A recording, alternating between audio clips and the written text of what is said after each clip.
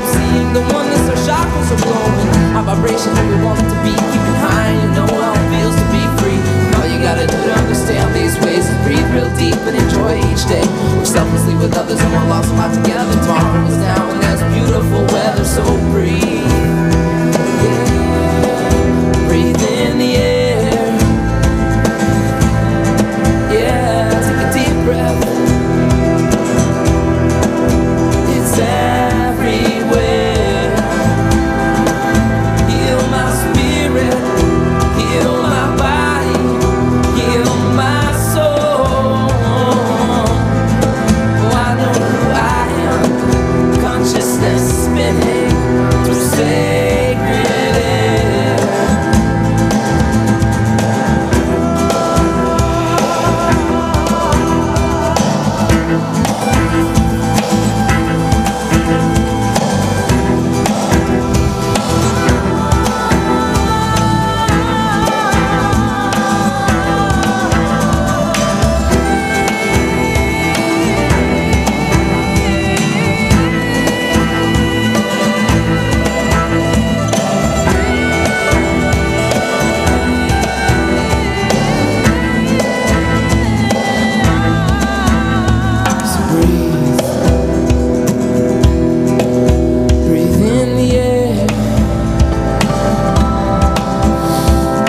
deep breath. It's everywhere. Heal my spirit, heal my body, heal my soul. I know I am consciousness spinning through sacred air.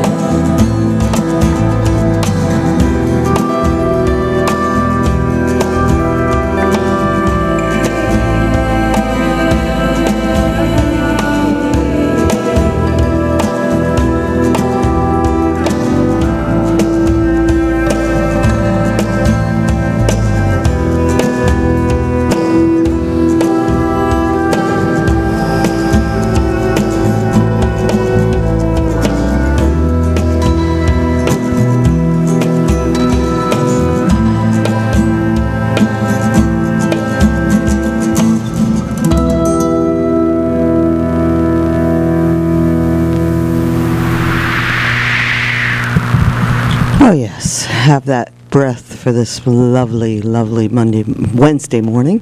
A little confused today. Monday? Oh, well, it feels like a Monday. Well, you used to have the show on Mondays. Yes. Good morning. You're on Lake County Magazine with Terry Larson. And Pete the Tax Guy. And we thank you for joining us. We've got another action-packed, fun-filled morning for you. We do? I hope so. Okay. Well, we do have a guest coming in. Am I on? Mhm. Hello? Am I here? You are. Okay. As hard as we might try to ignore you, we can't. Well, you get to know me for 2 weeks. Oh, don't remind me. Oh, sorry. Not happy about you going away, but I'm happy you're getting to go do what you love. I do like that. Yes. Yeah. Yeah. 2 weeks of baseball. I know, you're so lucky. So, I want to let everybody know to please remember that the opinions expressed on this or any other KPFC program are the opinions and views of the speakers only, and do not necessarily represent the views or opinions of KPFZ, LCCR, its members, staff, or supporters. These are the opinions and views of the speakers only. And we will have a guest speaker in today. Terry Melendrez from the United Urban Warriors Society will be here to talk about disenrollment and a lot of other issues that are facing Native Americans and also in the Native American urban realm as well. Are you having a problem? I'm always having problems. That's all right. I'm a husband. What I always else have. is new? Yeah, exactly. I'm sorry. Well, you give me the cheap headsets. The microphone, I don't hear myself. I don't know. Are those the cheap heads? No, they're fine. I'm just joking. I know there's. Oh yeah, those are the ones that are peeling off black stuff. So if you Oh, see that- oh, this really thanks. weird black plastic film, I just can't hear myself. head. I can't. Nothing. How's that? That's better. Thank All you. right, I'll just ruin my eardrum so you Well, can I- hear. I have mine on full blast here at the control thing. I don't need your excuses. Ladies and gentlemen, due to technical difficulties. Get on with the show. What? You could do it. What? I'm working over here. You're not working. Yeah, I'm trying to set up the next song. Oh, okay. So. So anyway, it is Wednesday morning, 9 o'clock, give or take a few minutes, actually 9:15. You've just heard some beautiful music Yes. from Rocky Human, Dewani. and well, we started out Right. with Rocky Dewani and See, I actually Walls know that now. Tumbling Down. Yeah. I know, I'm so Actually, proud those of are two of my new favorite songs. And Human with Breathe. Yes. Yes. Yeah, those are just really nice songs. They really are, and it's a great way to start off our day thinking about positive things, you know? Yeah, And, like traffic jams on 29. Oh, yeah. Watch out, folks. There's a couple of one-lane closures on 29 and- from and Lower there's Lake up to... Yeah, there's plenty of Lakeport. warning signs, but I don't think drivers pay attention to that until they slam their brakes on and almost rear end somebody. So please be careful. It's right at the where the gas station. What's that area called? Oh, there's one over there by Highland Springs Road. Thank you, Highland Springs Road. And also there was one over on Jacob Bay. Did we find one on Jacob Bay? Not yet, but No. they're going to. Lakeview Point. Is that what it's called? Lakeview Point. Point Lakeview. I God, always it's forget the that road you name. live on. You I can't know. even remember the name of it. They're doing oil Is that over old the age? gravel. No, because I can't. For some reason, I just cannot keep that street name in my mind. I get because confused. it's kind of backwards. It should be Lakeview Well, Point. I'm used to not Point View. Yeah, and what's the one around Clear Lake called? Lakeshore Drive. Yeah, see that Lakeshore and View Lake Oh, Point. come see, I'm on. You confused. can't let that confuse you. Hey, I'm old. really? You're not that old. Don't give that as an excuse. Well, It's my unacceptable. brain is full of other information such as how to survive in today's economy. You mean you're actually going to admit that you have a full brain? No, never. I never tell new clients I have a brain. I say it's half a brain and working kind of on 4 cylinders. Well, Yeah, I know. 4 is better than none, I guess. A lot of people around here walk around with none. Yeah, I experienced some waiting for somebody at the youth center the other day. Yesterday, I was sitting out on the bench there. Oh, really? It was You had nice some out. visitors there? Saw these guys walking by saying, hi, how are you? And they're very polite and, non-aggressive, but they're, maybe on 1 cylinder. That was in Redbud Park. Yeah, whatever they got, they need to share. No, you don't need any more cylinders burned out. Sorry. I was just joking. So some of our viewers that are going to be watching this on Channel 8 might wonder why the camera angle is different. it's different. On me. Actually, it's a little bit. The camera. Actually, it's the angle. You're more in a distant view now because we're getting it ready for our guest, and so it'll be a different angle. We'll see what people think. And surprisingly, people are watching us on Channel 8. Yeah. Friday nights. 9:30 to 11:30. And Saturday mornings, too? Yep, sometime 11 to 1. 11 to 1? Yeah, something like that. So, I mean, really, if you can't get enough, or if you want to make sure that you heard what you heard. Oops. Yeah. Yes, we really did say that. We do say these things, and I'm shocked. We actually watched it for a little bit on Friday night, and the quality and the audio is actually very, very good. It's just weird to see me. I just don't like being on camera, folks, and that's why the camera position is different today because we have a guest coming in, and we want to make sure we get her in the shot. Absolutely. But normally I'm like over here behind the monitor. Yes. But last week you wore that like really to be. beautiful lime green blouse. Yes. That was extremely I'm so glad you attractive. like that. I do, and it made your persona just come out. Do The you really aura think around my you. shirt changes my personality? Yes. When I dress, I like that thought, but I don't know if it's actually well, true. when I dress, my personality depends upon what I'm doing that day and how I'm dressing. Do you? Yeah. That's If interesting. I'm doing presentations in front of the board of directors of American Airlines, or if I'm riding with the boys, it changes. Sorry. Well, it might be, we got somebody, it's probably Scott. with the Good Lake morning. Report. Hello, you're on the air. It's me, Robert, not here from Florida. I got the Causal C report. What? Okay. The Causal C, like the astral projectile we are. Oh, we're back on that road again? All right. I want to thank you all for getting up so early, and you should get a medal for going so far at 9 in the morning. I wish they had an organic coffee shop next door, and keep up the good work. Thank you. And it is a challenge for us to get up this early, trust me. Yeah, and it is Oh, a and wish you're- that we have an organic coffee shop next The only... And that green outfit matched your beautiful aura. Aw, see, thank you're so you. Sweet. Thank you so much. Well, I am in an actual kind of bluish gray color today, so hopefully that doesn't reflect against a cloudy personality, because I feel like I'm dressed in clouds. All right, thank you. You know, the only other time I ever get up early in the morning is either because I have to go somewhere because of your planning, or for baseball. That's it. Blame it on me. I'm going to, because I hate getting out of bed. Yeah, I mean, really, if I wanted to do it, don't you think I would not be making you do it? I don't want to get out of bed early. Whatever. Isn't that supposed to be the good part about being self-employed? That we make our own hours? Yeah, sure. Hello, you're on the air. Hey, good morning. How's it going? Good morning. All right. So the lake report is the lake is beautiful. It is. It is definitely got some green going on in it. I was talking to an old timer the other day, and he was saying that the lake turning over means the top goes down to the bottom. And where I grew up, it was exactly the opposite. We had this nasty little pond that everything would float off the bottom and then come up to the top, and that's what the locals called turning over. But here they call it falling. All the detritus and algae is starting to drop from being cold. As soon as the air temperature drops, algae start. So does the algae. So the water is probably about a foot clarity. A lot of junk in the water, but pretty good for this time of year. Well, And I'm that's glad it. to hear it. It does look lovely out there. Well, we took a It is. water sample on Saturday morning down at Jago Bay, Good for you. and it was actually shocking how clear the water was. Yeah, it's nice over there right now. Yeah, This is a good time of year. It came out with very little algae in it, and not. I was expecting to see a lot of the granulated green flakes, and we didn't see that. So it was It's been really nice. nice. Oh, and the water's dropped a degree. It's down to 60, That's Ooh, chilly. that's a little chilly for my blood. but- 61. Yeah. Well, we're going Yeah. sailing today, so we'll see if your report is With or correct. without any wind. It don't fall in. Never. I'll avoid it like the plague. Thanks, Scott. Thank you very much. Bye, Bye-bye. Okay, I have late breaking news. Yes, sir. I can't hear myself again. Well, because your Fine, never headphones mind. are killing my ears. I'm sorry. Why don't you try one of those other ones? I will. When we take a break, I will. Yeah, because when I turn it up to where you need it, it's All right. breaking my I just don't want eardrums. the public not hearing my beautiful voice. They can hear you. It's Okay. just you can't hear you, Mr. That could be Ego. probably a good thing. Yeah. Okay, late breaking news, folks.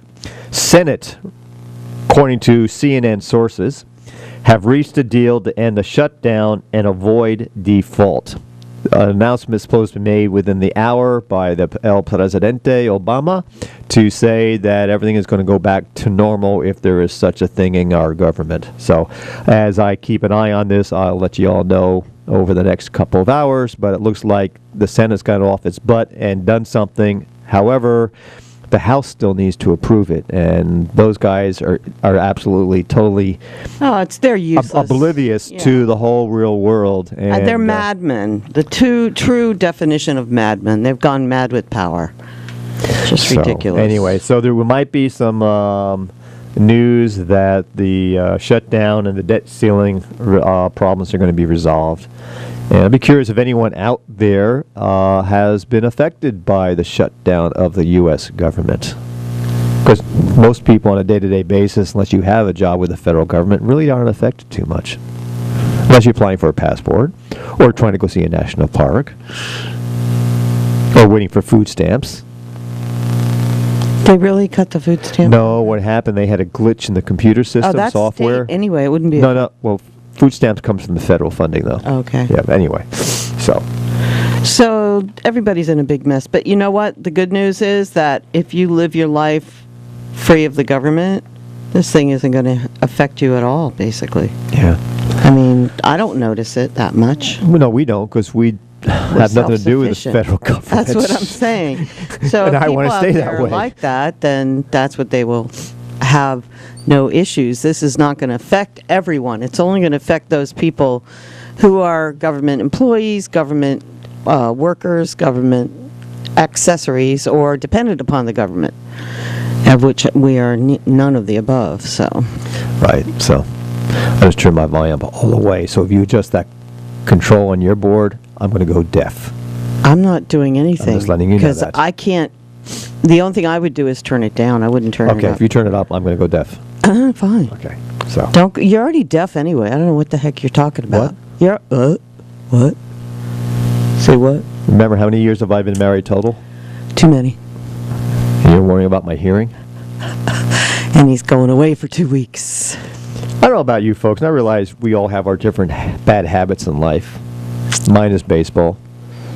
I'm going to be playing 6 games in 4 days, take 4 days off, and play another 6 games in 4 days. And then that last week, hopefully, we'll make the playoffs, and then we'll have another 2 And or the 3 guys you're games. playing with are 50s and 60s. 50's the first, 55 and over the first week, 60, God, I hate to admit that, 60 and over the second I week. can't believe you're doing. But that second team is supposed to be one of the better teams. right? Combination of Salt Lake City and Kansas City teams. They are all-stars. These are supposed to be extremely good for our age group ball players. They won the San Diego tournament back in May that I was supposed to go to and didn't due to time. blame me. No, due to financial restraints, time, all that good stuff. So they really do have a good team. And so hopefully I can add to the team, hopefully in some good, positive manner, and we may make the playoffs. It'd be nice to come back with a championship ring for a change instead of an 0-6 record. So anyway, yeah, I'm leaving tomorrow, folks. You'll miss me for 2 weeks. However, next Wednesday I don't have a game, so I'll be able to call in. The following Wednesday I don't remember. So anyway, Saturday was an eventful day. Remember? Saturday, a celebration of belonging and water and belonging, with two of the 13 indigenous grandmothers, Grandmother Agnes and Grandmother Mona, a shaman from Peru. There was a Buddhist monk. Yes. There was Yoruba priestesses, for lack of better definition. Yoruba is the ancient Nigerian African tradition that has been carried into voodoo and Santeria and all those other. Where were those young ladies from? They're from, I think, Oakland. Okay, I wasn't sure if Local they area. came a long way or they just local. No. Okay. They were local. All right. And they could have even been from Santa Rosa, I'm not sure. And actually, when I asked her, she told me it was a Yoruba style, but not necessarily Yoruba direct religion. Okay. Which, as you know, means absolutely nothing to me because But she was a daughter of Oshun, and Oshun is the goddess of the rivers, and that's why she was doing the ceremony based on Right. that, And our son Kareem is under Oshun also. What? Yes. What do you mean? His goddess is Oshun in the Yoruba tradition. His father, not his father, but Jassi's father is a Yoruba priest, basically. Okay. So he had initiated everybody into that at that time when he was around. Gotcha. So, yeah. Mine is Chango, who's the god of lightning and thunder.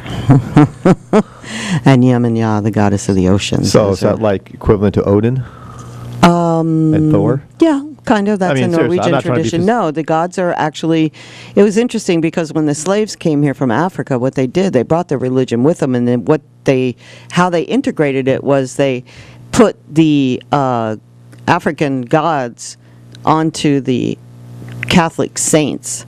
So each of the saints have a corresponding African god. So you have Chango, who's on my head, and his equivalent saint is Santa Barbara. And both those saints have the same colors that when you see the statues, they're red and white, and clothing that they're wearing. And they have similar attributes as well. Just like Babaluaye, who you may have heard that name through Ricky Ricardo and I Love Lucy when he used to do the Babaluaye song, but that actually is an ancient Yoruba tradition for the god Babaluaye, who translates to Saint Francis, and their color is purple. And Obatala, who is he's, I guess, would be the equivalent of the most superior being and holiness of God. His color is white, and he is over all the other gods. So it was their way of hiding their religion by translating their gods into these saints. And that's where Santeria came from. That's where voodoo came from. That's where most of all of the African religions that are out there as alternative religions now generated from the Yoruba tradition. Okay. Thank you for that lesson. Yes, Seriously. quite welcome. That's it. I was fascinated by it when I started learning Well, because it really is powerful. Yeah, well, I've always been fascinated by the Greek mythology and, Right. Well, this is even a lot more interactive because what you have is you have these priests and they do blessings or curses on you, depending on Yeah, your depending who you are. situation. But you go to these gentlemen and they take shells and they do a reading by throwing the shells. And, this paper is really bugging me. That's better. Thank you. And the shells tell the future for you. And so you get these readings, and he's a psychic, so he tells you, if there's things people are trying to mess with you or whatever. And then the prescription is to take a bath with a bunch of different scents, that cologne scents and floral scents. What I did in Bali. No. Oh. That was just for fun. That had nothing to do with the spirit. It was fun. Just for fun. just to let folks know, in Bali, he actually was fortunate enough, and we both were actually. We had a massage by two beautiful Balinese ladies, and he got to sit in a tub full of frangipani flowers, and very pampered. But very much. That was not a spiritual ceremony. That was just for your own personal satisfaction. Yes. So anyway, what they do then is they prescribe these different kinds of cleansings that you do, these baths, and these scents change your aura, and they help get rid of whatever is bothering you. And when I went through those things, I mean, I was going through some dark times, and I have to say, it worked for me. I can't explain how it worked, but it definitely worked for me. And, so I have, I consider myself a pluralist, which is someone who believes that there's validity in all religions. Oh, it doesn't mean you speak in multiple. No, I don't speak in tongues, at least not yet. And so, so I do see validity in these religions, and I do see that they can be very effective if you are a person that is immersed in that tradition. And I remember one time I had to but I had to make a pile of meringue, like this, a foot tall, and then put all those little silver balls that you put on cakes and stuff on this mountain and leave it out as an offering to Obatala to make goodness come into my household and everything. So you have their offerings. I had to take fruit down to the ocean and throw it in the ocean for Yemenyaf because that's her realm. You take oranges down to the river for Oshun and give them to her there. So each of the goddesses have their own likings.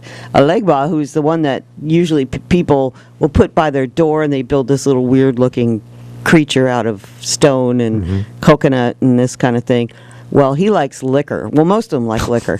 And so you take your raw alcohol, and you may have seen it in some of the History Channel programs where the shamans are spraying the alcohol out on everybody, and that's what you do onto your offering to your god. So gotcha. It has a bunch of different angles to it. It's pretty interesting. That's not bad. Yeah. Okay, we have a caller? Yes. Okay. Hello, you're on the air. Well, I was enjoying your discussion. Are you laughing at us? No, I'm not laughing. No. I would.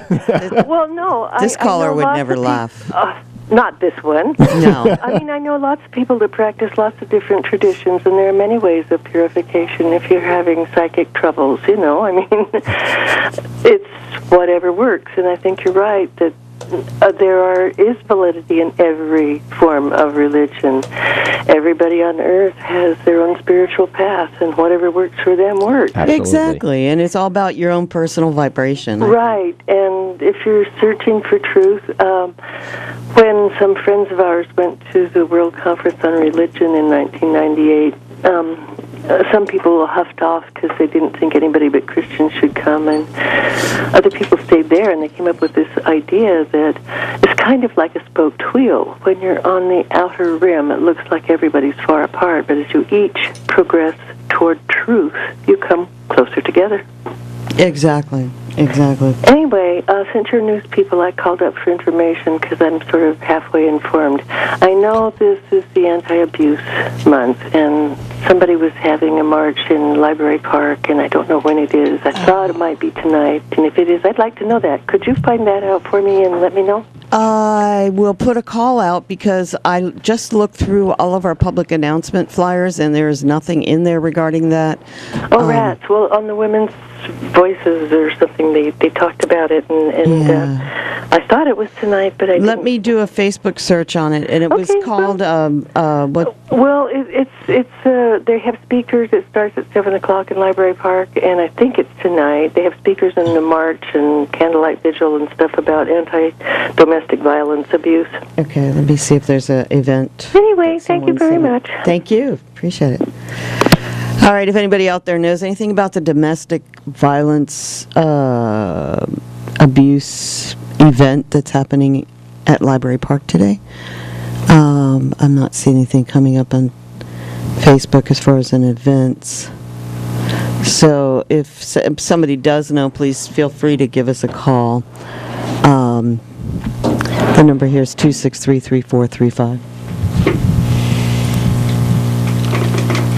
Hello, caller. You're on the air. Hey, Terry, Pete. Hello. Hi. I just wanted to say, you just can't believe everything you see. Sorry. Hey, you got the operator on this. Yeah, I just disconnected. You know what I mean? Yeah. No, I mean... You have to be careful sometimes when you're around that kind of stuff because, Yeah, I kind of think you know what I'm talking about. Yeah, but the idea is you go into it with your eyes open and you don't allow yourself to be left open. You have to know who you're dealing with. I mean, I just wouldn't walk down to Oakland and say, I'm looking for a Yoruba priest to bless me. I would say, do you know somebody or do you know somebody, and seek until I find someone that knows someone. I would never, ever trust somebody just off the street. Sometimes you have to do a little bit of research. Yeah, you do. Like that, definitely. Because you can really find yourself. Yeah. In a. Well, what? No, I was going to say, first, I would never just walk down the street in Oakland anyway, but no, especially at night. That is mean. Come on. Yeah. Berkeley's cool, but there are parts of Oakland you just don't want to walk down the street at night. There's a lot of fakes out there, and you got to be careful. Right. Okay. All right, guys. Let's continue on with your wonderful show. Okay, thank you. Okay, we do have some late breaking news again. The Senate leaders have confirmed they've reached an agreement, and Bonner from the House, has basically said he's going to agree to the deal. Boner. So here's what it is. What they're going to do is they've agreed to reopen the government. They're going to fund the government until January 15th, which is approximately 2 months. It will also raise the debt limit until February 7th. So what they've done, folks, they've just postponed the inevitable. They just have not done anything yet except open up government, raise the debt ceiling so we can pay our debt for another 2 months, and then in the meantime they're going to sit around and do nothing until the very last second and then figure out what the heck they're going to do to resolve these issues again. Though they are saying that there's going to be mandated meetings to come up with a settlement, but we know how our Washington politicians work. So it looks like government will be reopening any day, and it looks like we are not going to default on our interest payments to China. So that's it. It's just so useless. I'm sorry. I'm getting so cynical where I just don't even see the point of it anymore. Even worrying about it at this point. Hello, you're on the air. Hi, I'm on the air? Yes, you are. Yikes. Well, I was just calling in because my daughter lost her dog. Oh, okay. We live out on Eichhoff Road, and it's a black, 8 to 10 pound Cairn Terrier. Mm-hmm. Her name's Addie, and she looks like Toto. Mm-hmm. And she went missing yesterday around 11 o'clock, and I don't know. What's the location? Eichhoff and Scotts Valley Road. Okay. And she's a little thing, huh? Yeah. Just 8 to 10 pounds, and her name is Addie. When did she go missing? Yesterday at 11 a.m. Poor thing. And she had a collar on, which my mom put on her, but it didn't have her new tag on it, so it doesn't have a phone number. So. Okay, so if anybody sees a little 8 to 10 pound, what kind of terrier is it? Cairn. It's Cairn. Yeah. It's like a Toto dog. Yeah. Okay, and so it's 8 to 10 pounds, lost at Eichhoff and Scott Valley. Yes. And that was yesterday at 11 a.m., has collar, and her name is Addie. Yes. Okay. Can I leave my phone number with you? Sure. 548 5464. 5464. Yes.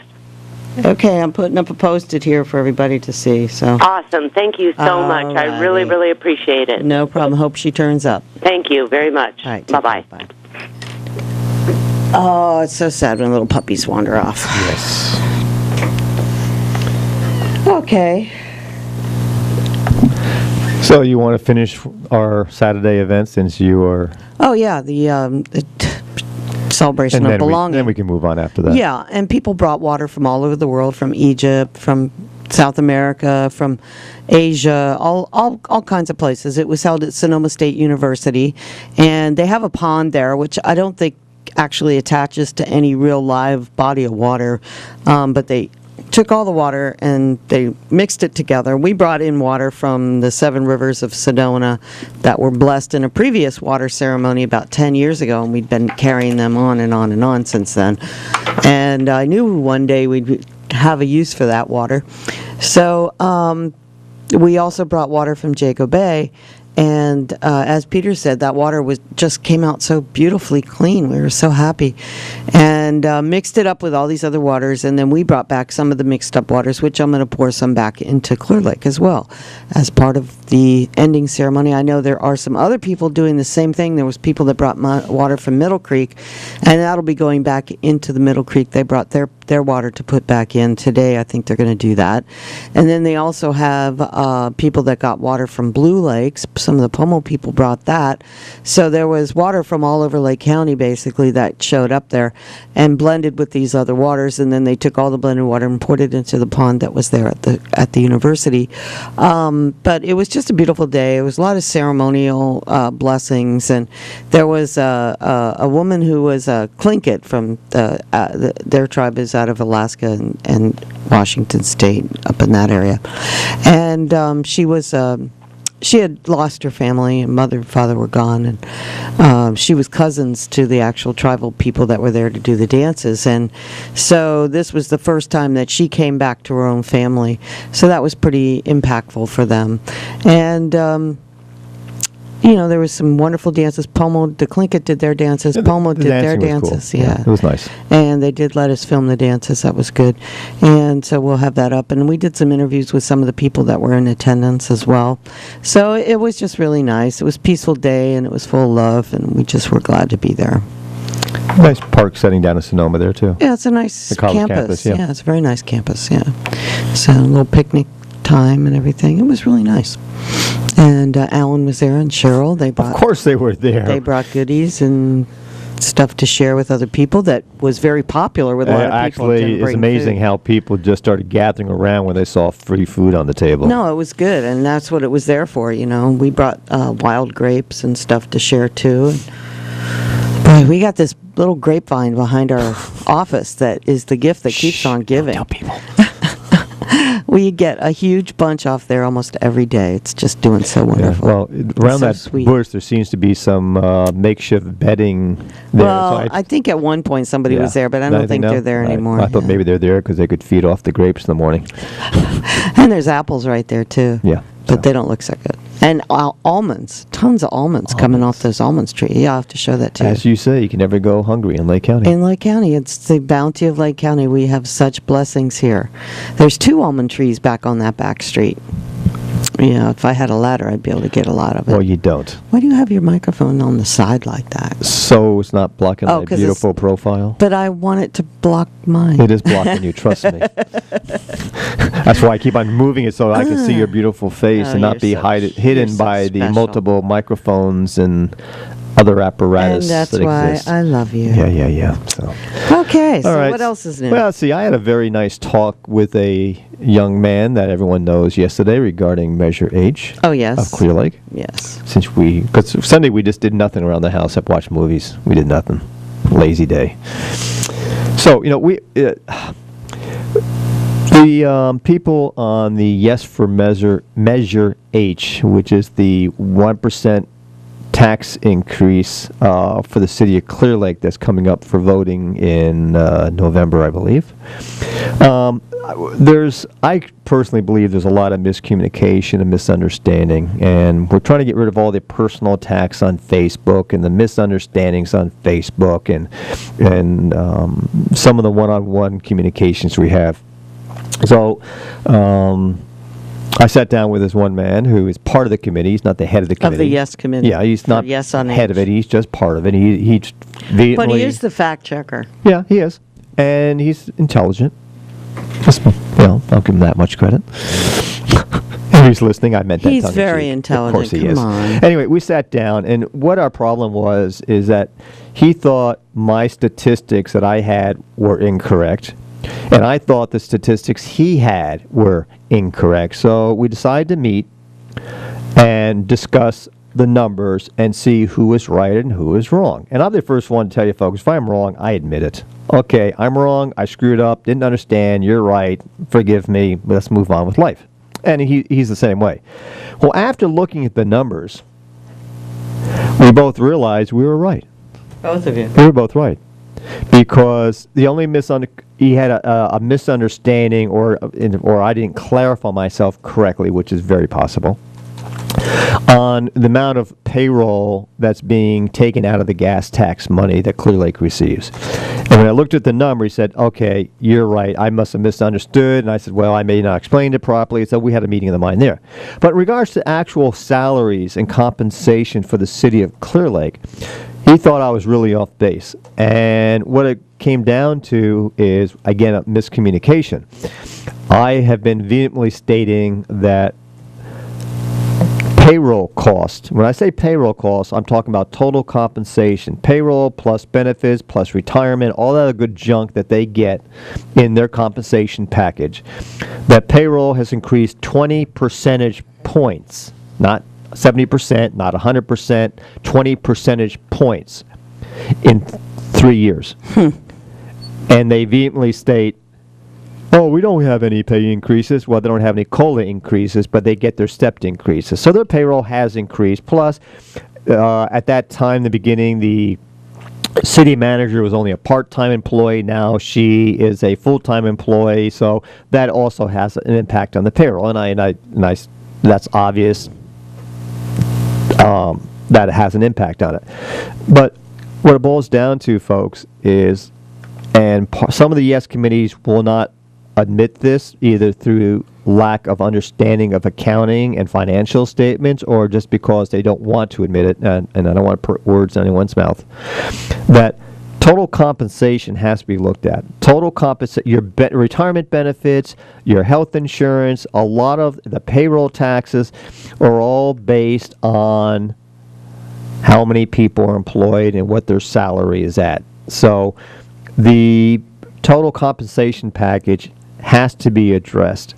And this is where this gentleman and I finally agreed that you have to look at the big picture, not itemized numbers. And we also agreed that the numbers during the town hall meeting relating to the gas tax were inappropriate or not accurate. Well, a lot of them were missing. Right, and let me explain. The first, from the 2011-12 years, there was zero payroll information on the slide. Then they had the projections for 13/14.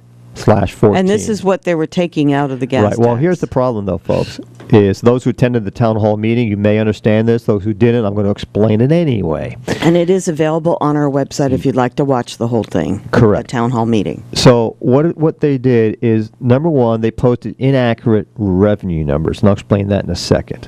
Number two, they only concentrated on payroll dollars, not benefits and total compensation.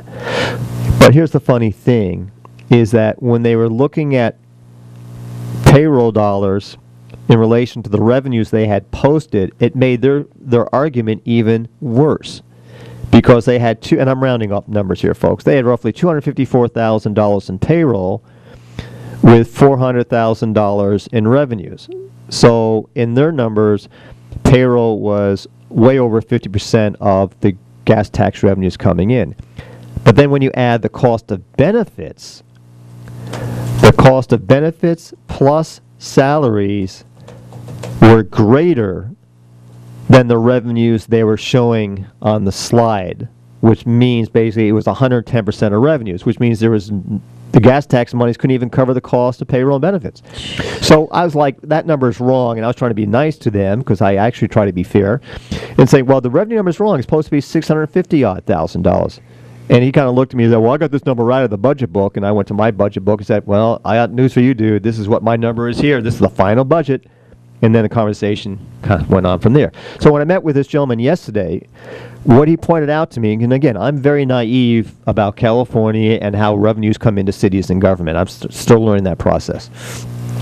There's a grant that the city applies for annually that they have been receiving, and I repeat, have been receiving annually.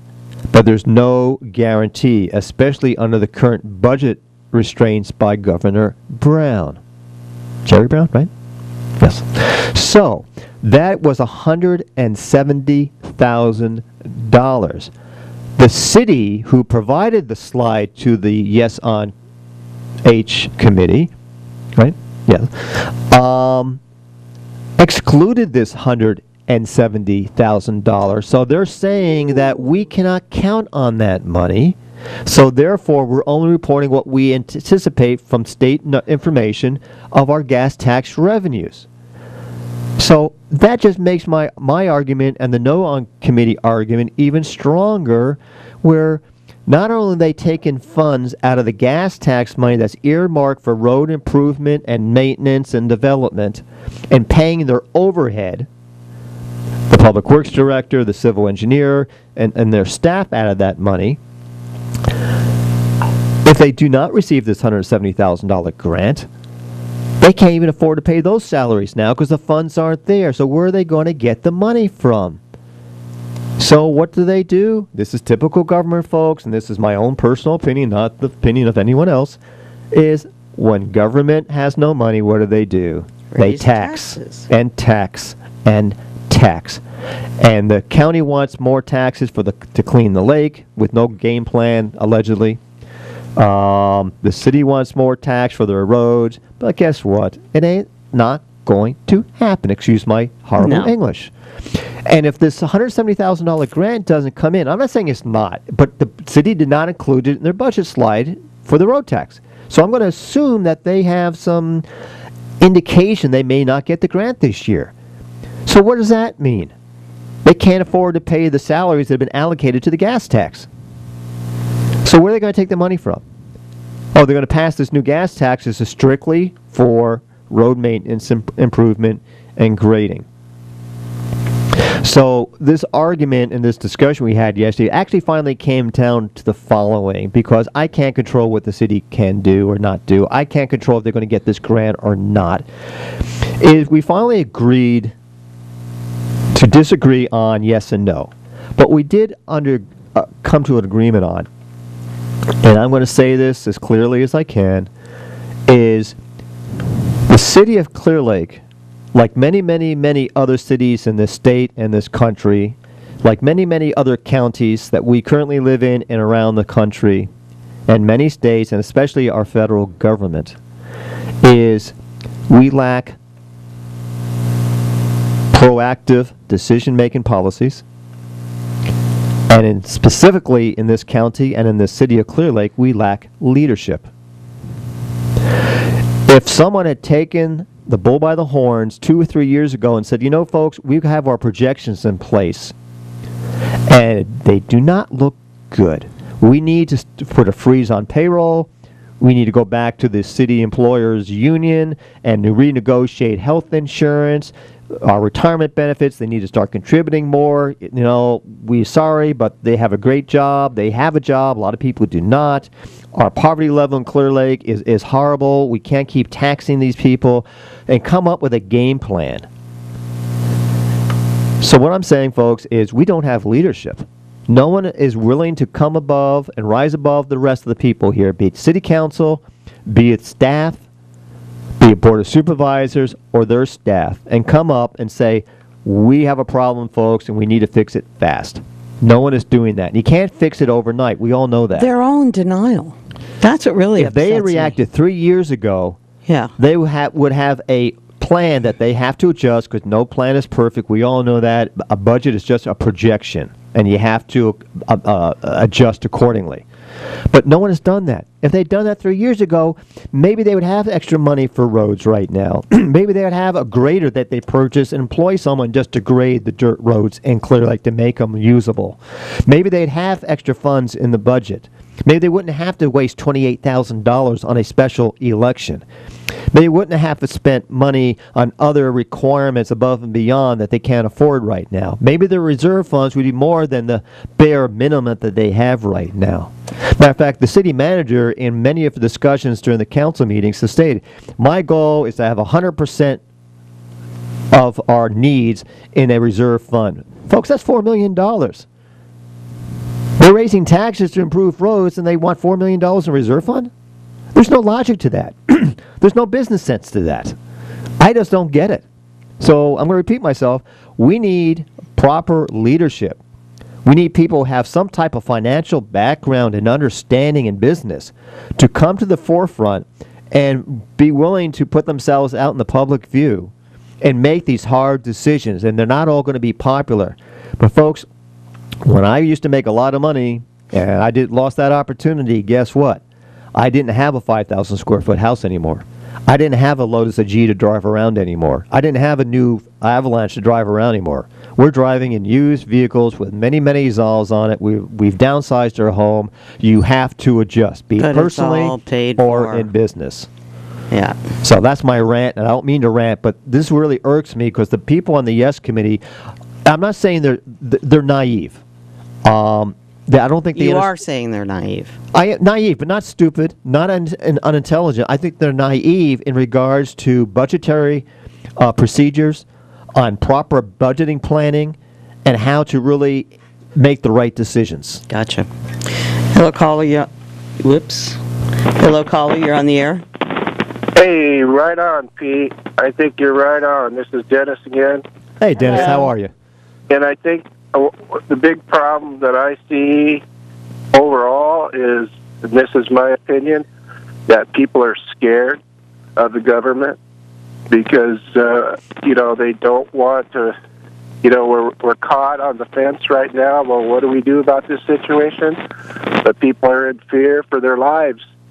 That if they say anything or if they speak up against it or disagree, they're just a sitting target for this, this corporate army or something. I agree with you, and I think it goes a little bit past that too. If I may interject, is that some of the people that we've talked to, excuse me, about the measure, have said, I'm definitely against it, but my good buddy's for it, and his dad is for it. Man, I was raised with these guys, and my other buddy here is for it. And I just, and I'm ruining my relationship with these guys. I may just have to vote yes just so I keep my friends around. And I'm like, really? Here's a perfect example. There's one guy that has an antique store in downtown Clear Lake on Lakeshore Drive. His nephew owns a furniture store a little further down.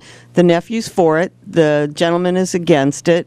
And yet the gentleman is not putting a no sign in front of his business because his nephew said, please don't do that. Even though you're against the measure, don't put a sign up and fight against us. So he's not, to keep the peace. And it's just disgusting to me. I think that's a lot of what this, a lot of what we're seeing with Occupy and Move to Amend is people are just getting fed up with, being in this fear mode all the time. That if even like if you say anything against, the war or anything of that nature, they have every right to put you in jail. So it's all a fear tactic, and as long as they have that upper hand, the people are going to, stand up for their rights. I mean, it's ridiculous, and it's just getting worse. Wait, and you're absolutely right. They'll send their thugs after you, and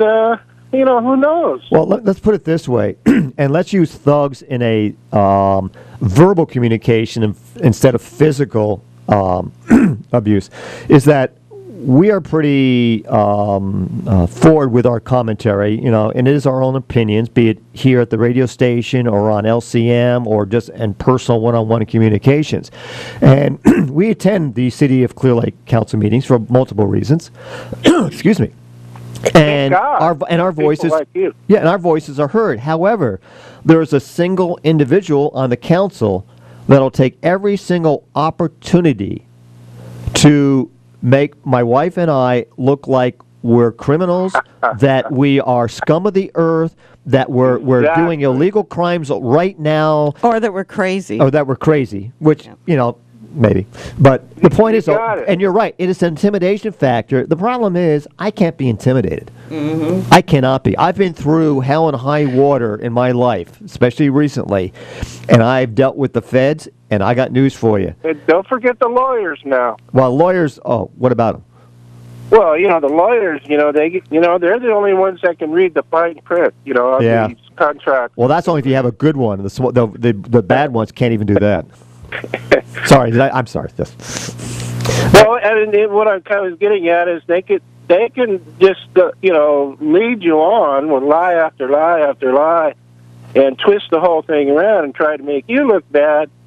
Like you were saying, you're going there with an honest face to some of these meetings, and and then you got these politicians that are just twisting everything around in every which way they can. It's crazy. Yeah, and if you had been at the town hall meeting on this Measure H, well, we have it on our website, and everybody should watch it just to see bad behavior. And not just that, it's the way. And I want to say this up front. I have nothing against Joan Felipe as an individual. Right. I'm addressing her as a town manager, not an individual here. So I don't want people to think I don't like the lady. I don't even know her that well. But when you listen to the town hall and you hear the tough questions being asked, look at her body manners, or what you would call it. Body language. Body language. Look at her listen to her tone of voice, and listen to the expressions. Watch her expression on her face, and realize that she's answering out of fear. Mm-hmm.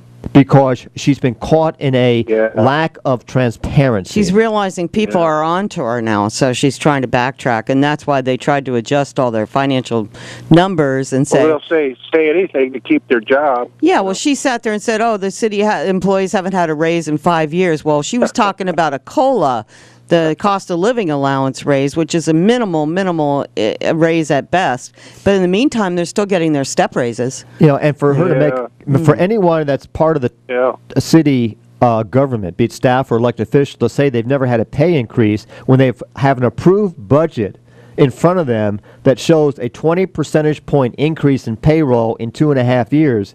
Dude, you can't make those comments and not get called out on. No, so she wasn't real happy with us. Okay, thanks, Dennis. Yeah, thank you. Have a good day. Have a good day. Hello, you're on the air.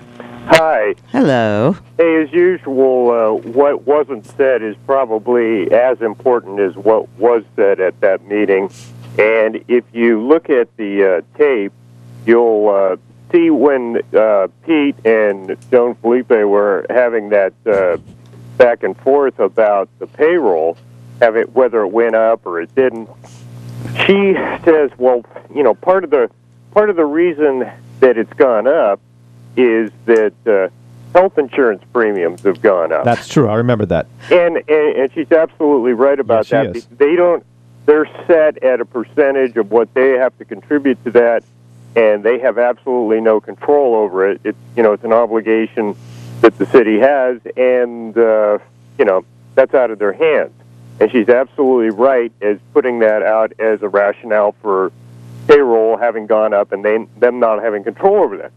What she did not say was that retirement benefits have also gone up. Absolutely. That was and why this is important is if you look at the budget of this city, which operates on $4.5 million a year. Right. To give you some context here, in the last 3 years, the police department's budget has gone up by $500,000. That's going to bankrupt the city. Yes, in the long run. And then you have to break that down, and you'll find out that a very large portion of that $500,000 is retirement benefits that have increased because they were locked in by the contract that the city signed with the police department, and they absolutely do have control over that. Yes, they do.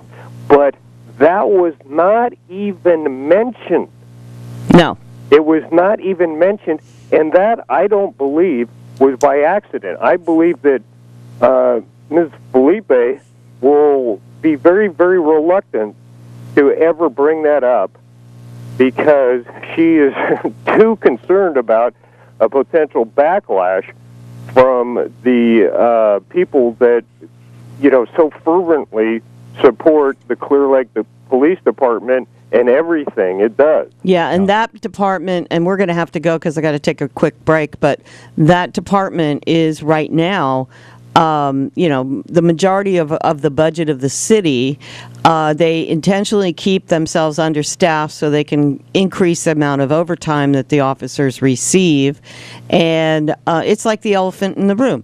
You just actually hit on something that's really important that people should bear in mind. If you actually look at their budgets, you'll see that today their staffing level that they report for the police department is actually less than what it was 3 years ago. Exactly. And that's done intentionally so these officers can receive this very good information. We want to let everybody know they're listening to KPFC 88.1 FM in Lakeport and all around the lake. Thanks for listening. You're on Lake County Magazine. So, that's the big problem that we have to deal with the city is that, number one, they're in denial about how they're expending their monies. They are going to go bankrupt based on their retirement plans with the police department. And we also have a staff that's highly overpaid also, and that money's coming out of the gas tax for them. So it's a lose-lose situation for the city of Clear Lake. The point is, Phil, is that the city powers to be it the council at the time and the staff. Yes, thank you, and the staff at that time, they knew what was going on in the future, and they did not do what was required to make these hard decisions. They should have gone to the union and started renegotiating contracts. Well, wait a minute. That's not the staff's problem. That's the city council's problem. Well, I said the powers to be. Oh, okay. Yeah. Powers that be, but the problem is that the council takes their direction from the city manager. They don't do their own due diligence. They trust Joan to make the right decisions, and I don't believe they can do that. Well, yeah, I don't know that I'd put so much of that on Joan's plate because she wasn't there when these contracts were signed. Agreed. But she is supposed to also give 3 recommendations for every agenda item, and in every case, every meeting, she gives 1 recommendation. And whatever that recommendation is, the council goes for it.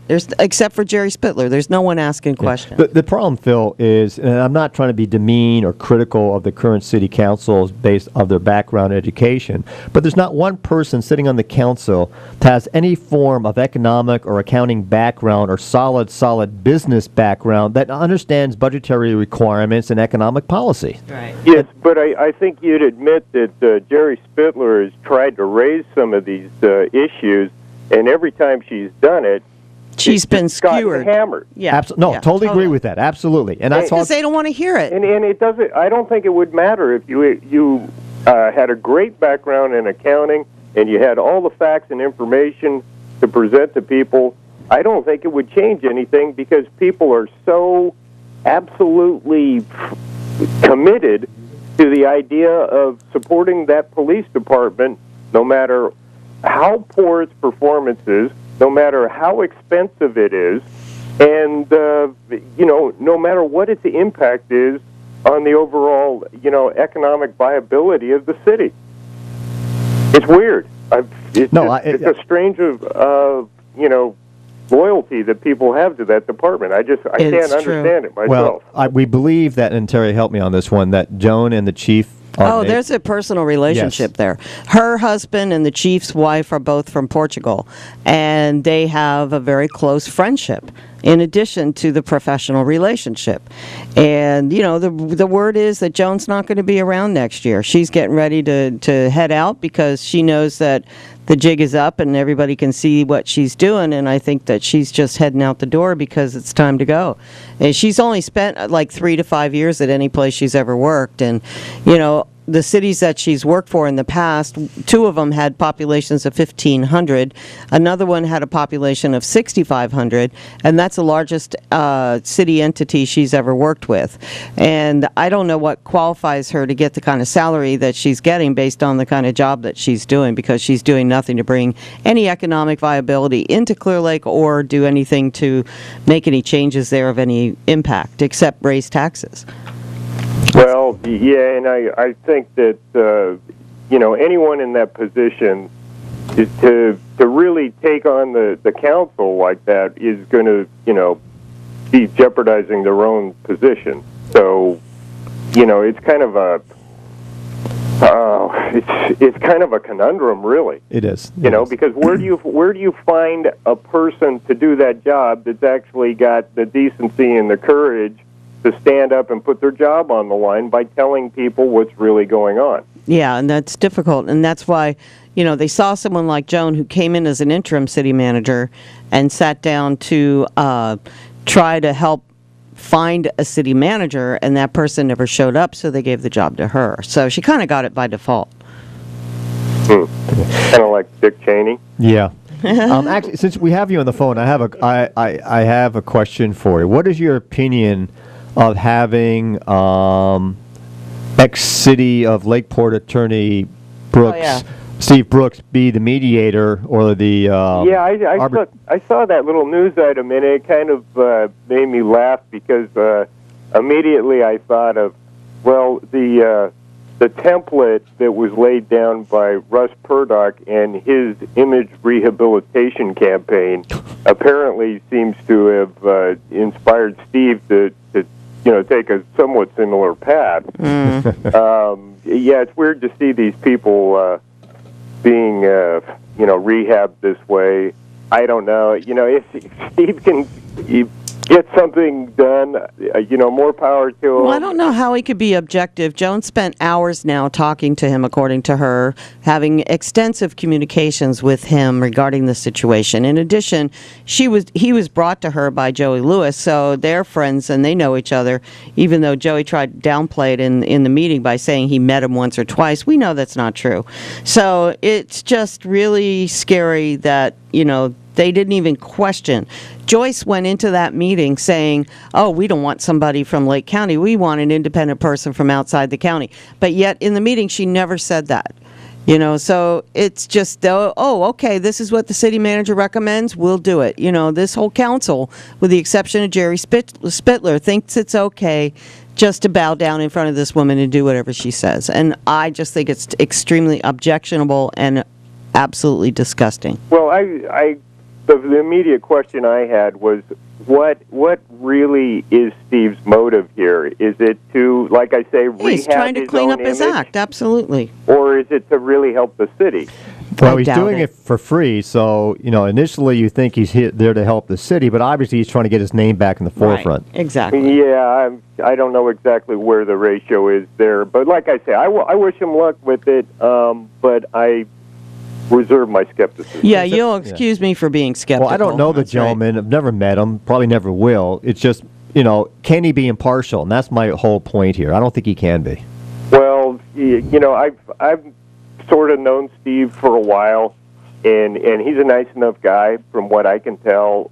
But the thing that bothered me about Steve is that he never ever had the backbone to stand up to the city council and tell them, you're doing something stupid. You're doing something illegal. So how's he going to tell this council? Yeah, I mean, he was as spineless as they get when it comes to. And that's what they want. Counsel. They want someone they can push around that's going to take their side versus Jerry's, and it's going to become a bully session. And Jerry's already said if it gets there, she's leaving. So don't be surprised if the whole thing just falls apart. So, okay. Well, all right. Things are going as usual in the city of Clear Lake. Absolutely. All right. Thanks, Phil. Have a good day. You too. Bye. Bye. Hello. Are you still with us? Yes, I'm hanging on. Okay. Here you are. I just want to throw in there that it seems like so many contradictions and statements. If anybody was under any kind of contract law and liability, that it would be recognized as that's devious. It's more than just neglect or oversight, and that's anticipatory breach of contract. And people carry on like they're just making a living on, subsisting on the teat of human misery in this county. Well, there's so much that they do that's illegal, and nobody bothers to respond, so they think they can get away with it. It's just that's the status quo. It shows a mens rea, like a mental state. It's like you put enough millions of dollars in front of their plate from the grape industry, and all of a sudden they're like drawing with crayons on a chalkboard trying to figure out what the problems are. They're stupid. Yep. Okay, well, keep up the good work. Thank you very much. We really got to take a break. I hate to do it, but we got to take a quick break. We got people in the studio and need to get some things organized. So we'll be back in a flash. What are we listening to now? You're listening to Lake County Magazine with Terry and Pete. Thanks. A little Stevie Culture, my favorite new tune. Got to make a change. Got to make a change. Okay, You're listening to Lake we County? Really got to make a change. Got to make a change. It's time to stop fooling around. So a word from our underwriters, and then we'll. I've never fooled around. You have with me. I don't. TMI. Sorry, folks. We'll be back. KPFZ is grateful for the underwriting support of Digital Path. a local company providing Lake and surrounding counties with high-speed business and residential internet service. Digital Path specializes in serving rural, hard-to-reach locations with up to 10 megabits and unlimited data plans. For more information, call them at 1-800-676-7284 or visit their website at digitalpath.net.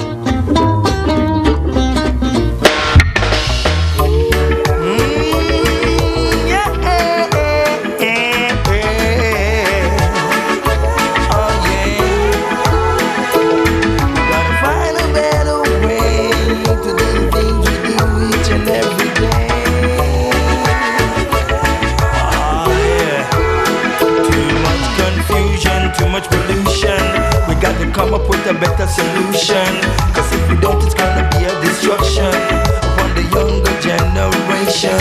We gotta find a better way to do the things we do each day, or else our kids are gonna pay. So they cannot get away.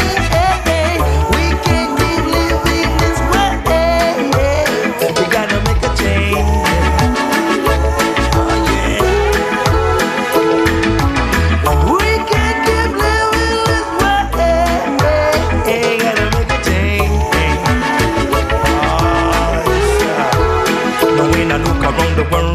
Destruction, youth and a youth, them a pick up weapon, talking about them no respect no one, and I pull them trigger from them brother man.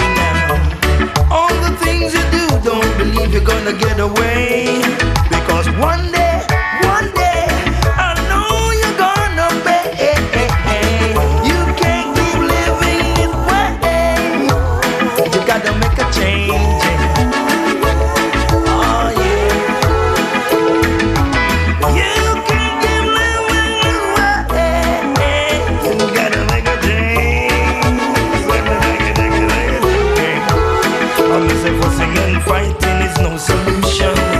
You got to live good with your brother, man. You got to show love and respect, or else you're gonna get disrespect.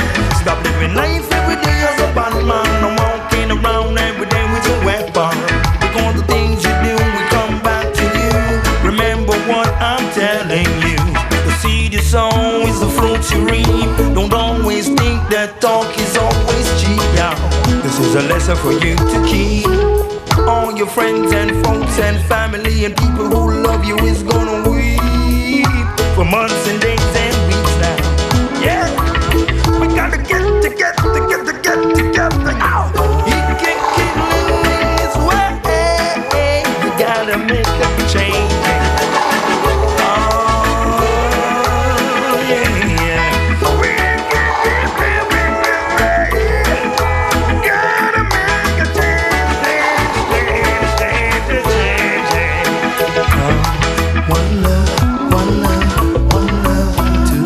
And everyone, one love,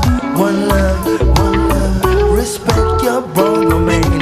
One love, telling you you gotta show love, and then a little get love in a return, or else you're gonna get burned. If you refuse to learn, the table's gonna turn. If you don't learn, is that what you sow you reap?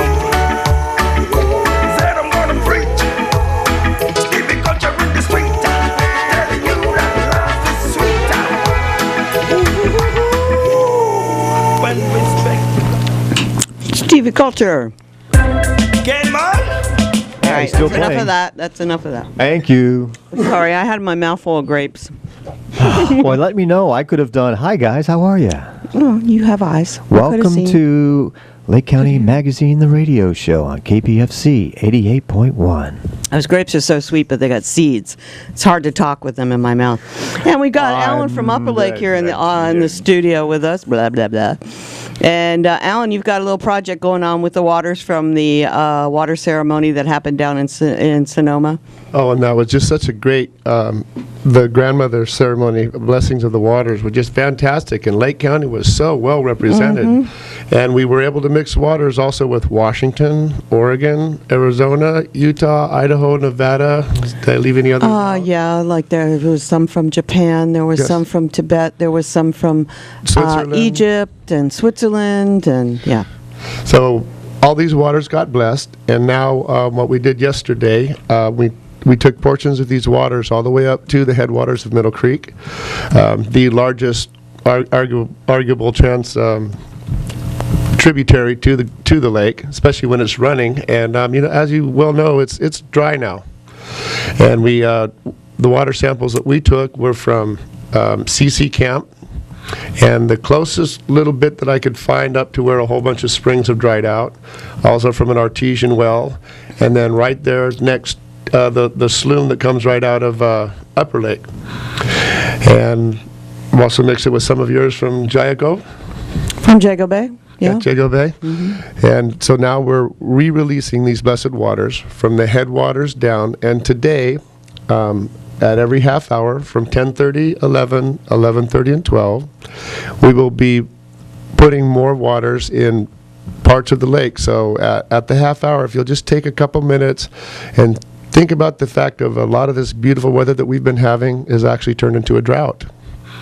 Day after day That's after right. day of beautiful sunshiny weather, but we got to have water come from above. That's right. To keep our lake filled. Usually So we've had rains by now, but we haven't had anything. as I've been saying, winter was a great spring. Spring was a heck of a summer, and I was wondering when summer was going to end, and basically all it's gotten is cold. I mean, we've really only had 3 major rainstorms this year All since year. January. Yeah, it's And been they were- really bad. And they were basically quick flash floods. So think of the waters, think of how much is within you and without Let's call you. the waters to us. We're 80% water too, so Call we the are waters to connected us. to the whole thing. And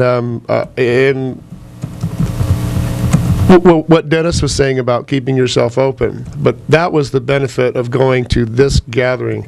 These people came with intent. I don't think we really expected that many people to show up, and it wasn't just tourists that kind of tripped along and found out about it. These were intentional people. People came from all over the world and from Well, you this think there area was with intent and maybe love and vibrant awareness. It 100 was just people, something like that. yeah, easily, and also to hear the Clayton and Douglas Duncan do to get to hear them be involved, the spirituality with these other tribals, and especially when Grandma Mona got on her knees and said and pleaded for the waters and the rejuvenation, because she's just a simple grandma. To me, there's no She's such from the thing. Havasupai Hopi Reservation at the very bottom of the Grand Canyon. There's nothing simple about that. And even being a grandma. They have no There's electricity. nothing simple about being a grandma. No, but she lives with no electricity. They have no comforts of modern life there. They're still living like they lived 1,000 years ago in that the comforts area. of the ancient life Exactly. can sometimes be much better than the comforts. Oh, of- for sure. So- They were both lovely. Both the grandmothers were beautiful people. So here we have. So blessed. We're living around the oldest lake in North America, and let's bring it back to its good status. And actually, I see it already working, because the lake has been relatively scent-free this year, especially around your area. The Riviera Heights 2 years ago was just atrocious. This year, the water's clean. Got to watch the pelicans land the other day. That flock came in on their annual migration. It's such a beautiful sight to see. Yeah, it is. And they always seem to come in right as the sun's going down, and it just reflects right at you, and it just was Beautiful. nothing like living around this lake every day. Well, we is love a- it. That's is why a we're here. Great Bird Day in Lake County, and as you go sailing today, the lake will raise up a little bit more with some more of that special water. Great. We'll be happy to dump it in there for you. On the half hour, through the half hour, all through the day, pray for water, pray for rain, and keep yourselves alive and loving. Okay, thank you, Alan. And let's pray for some wind.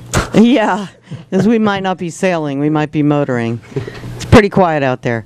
When Teresa comes in, Pete, I think that it'll be better if she sits on this side for the camera's perspective. Yeah, I agree. Okay. No worries. Okay. Got it under control. I'm so glad. Thank you. I know, you're a good director.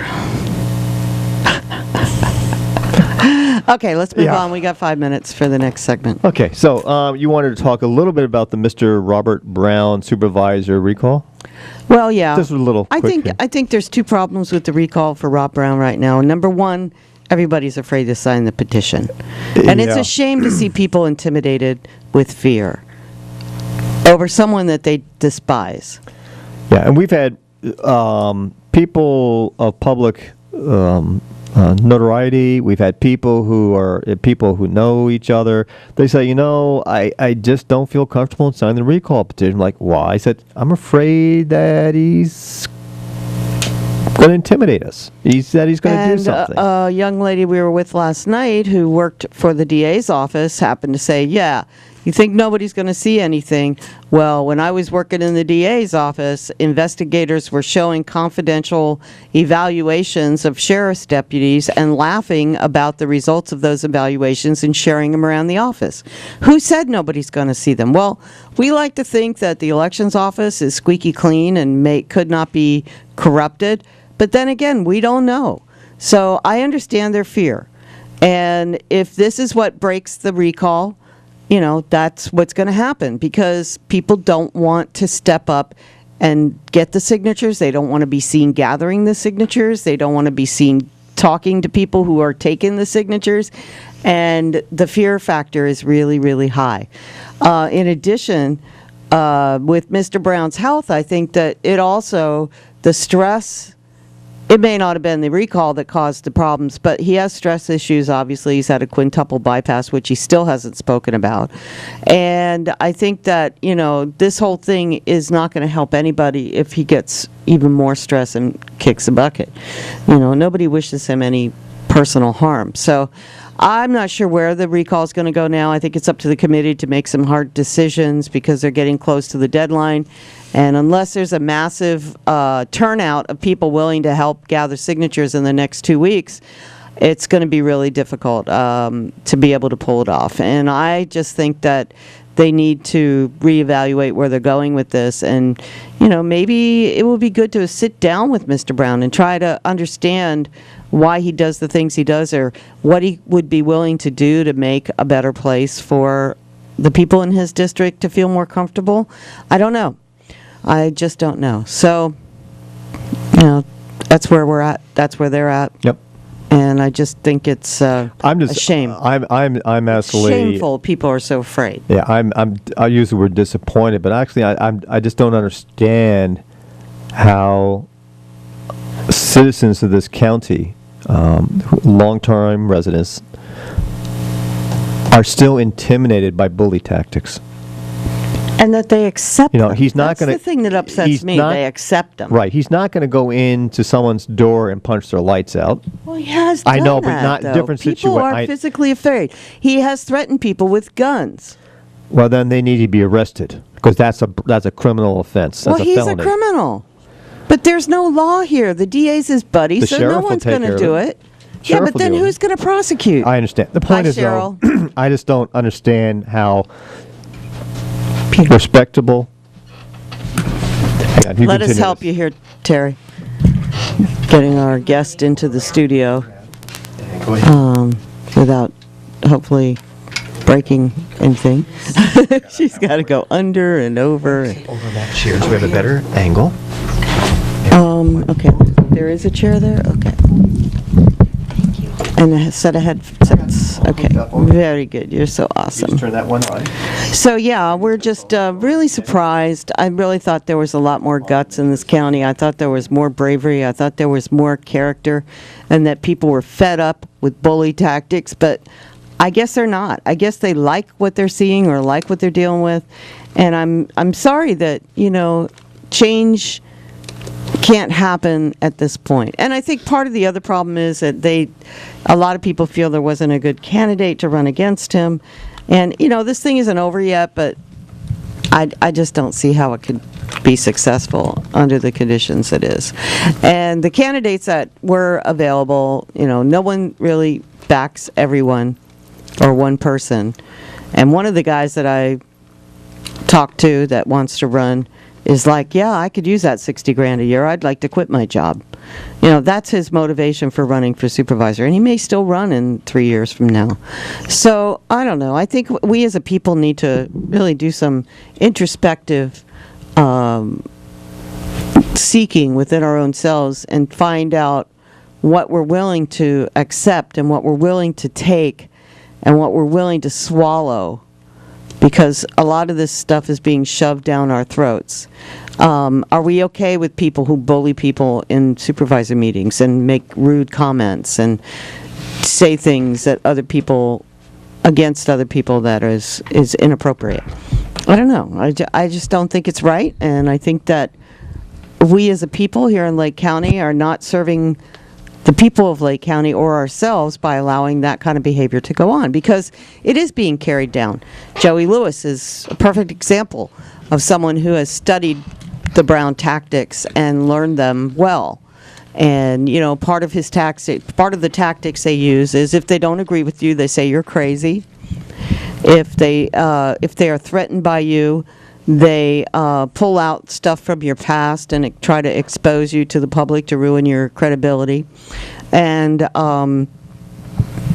they continuously make decisions that are not in the best interests of the Lake County people.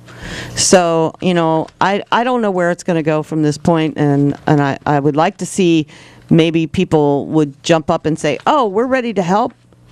But I don't see that happening. I see that people are going to lay down just like their little sheeple self and let the bullies walk over them in order to save their business from being blacklisted or some other retaliatory action. And it's very sad that we're that weak. It is. That's my rant for the day. That's your rant. And the problem is, folks, is this county is never going to improve until we eliminate this type of attitude among our politicians. And there's only one way to do that, and that is by the voters coming together and making a decision to do the right thing. So, anyway, on a different note, San Francisco Giant fans, I'm sure, are going to be extremely happy because the Dodgers are about to be eliminated from the playoffs. What a shame. Oh, poor Dodgers. And Andy, if you're listening, I'm sorry, dude. I was really hoping they make the World Series so you could be a happy camper, but that would be nice. Since none of our teams are going to make it. Yeah, I'm very indifferent about it. So, you know, I was kind of rooting for the Dodgers only because Andy's such a fan. Boston and Detroit. Let's not go there. Oh my goodness. Boston. What a disaster. Okay, well, we are here with a lovely guest, Miss Terry Melendrez from the United Urban Warrior Society. Good morning, my dear. Good morning. How are you? Thank you for the invite. Yes, well, thank you for coming. Yeah. Oh, okay. My name is Terry or Teresa Melendrez, and I am the chapter leader for the Northern California chapter of United Urban Warrior Society. We are an urban organization, and we focus more on Native American rights for urban Indians. In California, we have about 360,000 Indians living in Northern California, and we have over 60 casinos in California, and we've have had about 2,500 tribal members disenrolled. So that's one of the things that Terry, let me interrupt you for a second. Sure. Peter, can you adjust her microphone so she's speaking into the microphone, not the headsets, the microphone? Thank you. When I go like this, that means microphone, okay? Just so you know. Yeah, we need you to speak right into that because it's a directional mic, and we're not picking you up very good. All right. So go ahead. That's better. So basically what my chapter is doing is focusing at this point on community needs. And one of the biggest needs right now is helping out the people that have been disenrolled from their tribes. They are no longer receiving benefits from their tribe, so they are a lot more in need. Currently, I'm doing a giveaway to help out for the school children, and it's backpacks, paper, pencils, that kind of thing. The next one will be October 26th at Round Table Pizza in Ukiah. We're also handing out free haircut coupons to help kids, in school, and that's good. The other generation for if they're looking for work, that type of thing. Very good, very good. Yeah, this disenrollment is a real problem, and the illegal evictions, and they've just started that now on the LM colony down in Clear Lake Oaks. About 4 or 5 people are scheduled for eviction. That they say they own their properties and they don't see how they could be evicted, but it's happening. And this is by a tribal leader who actually I don't know what the actual term is, but she signed a paper saying she's no longer a member of the Ilim tribe, and now she's the tribal leader. So, yeah, she went to go join another tribe, and I guess she came back when she didn't like what that tribe had. And so now she's supposedly the tribal leader of Ilim, so they got like 3 or 4 families now that they're going to evict over there. This is a new leader then? Okay. First, yeah. I'm going to have to go over there and see what's going on. Yeah. But it's not good. What the tribal people are often fooled on is they spend all this time handing in paperwork showing that their ancestors were there at the beginning of the tribe, and so it's kind of like they're fooling people. That's really not what you need to target yourself if you've been disenrolled.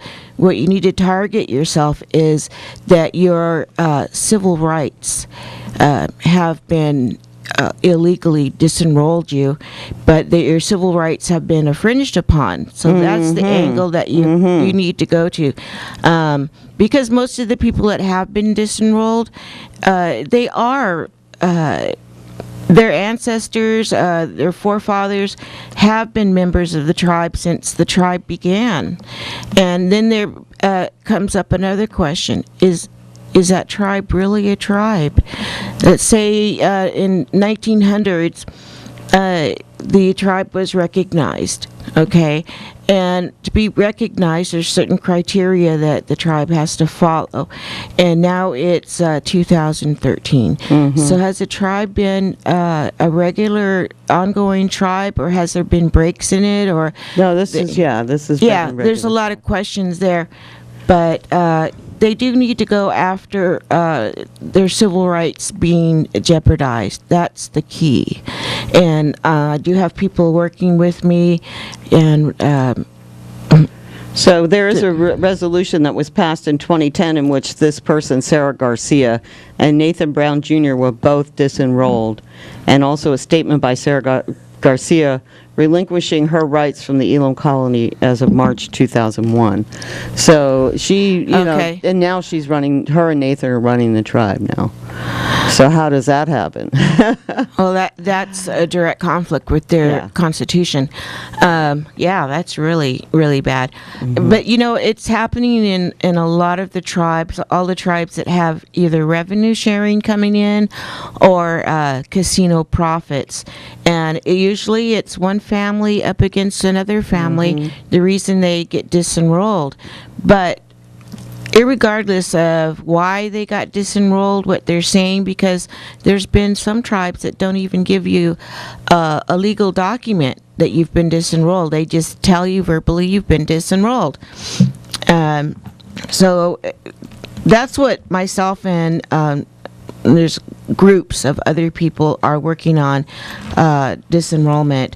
A lot of the people up in Congress don't want to deal with it because tribal sovereignty, some of them just really aren't sure what they can actually do. But what I want to see is disenrollment. There's a couple different parts of disenrollment. One, you get booted out the tribe and you can't go back. Well, the other part of it is your earnings that you've had all these years from the tribe. That's completely separate from disenrollment. Your earnings are from either revenue sharing or casino profits, and the IRS has considered those as earnings all this year. I mean, all the years that you've been with the tribe. So what happens to that? does the tribe steal it from you? I think so. I think so. I think that's what's happening. They It's steal highway it. robbery. And so most people just, they know they're disenrolled and they walk away. Well, I'd like to say, let's fight that. Let's get a procedure down that all tribes have to follow. And within that, following their civil rights. And they can go into some of the Congress rules and know that they can be protected even though their tribe has sovereign rights. There's I don't want to give away all my secrets to anyone. No. Especially since we know that certain people might be listening. Let me ask you a question. I don't mean to oversimplify everything that's going on, because I listen to Clayton. I've heard, and we've talked before. Yes, And I'm not knowledgeable about this, so I listen a lot and try to. Okay, what's logical? What's not right here?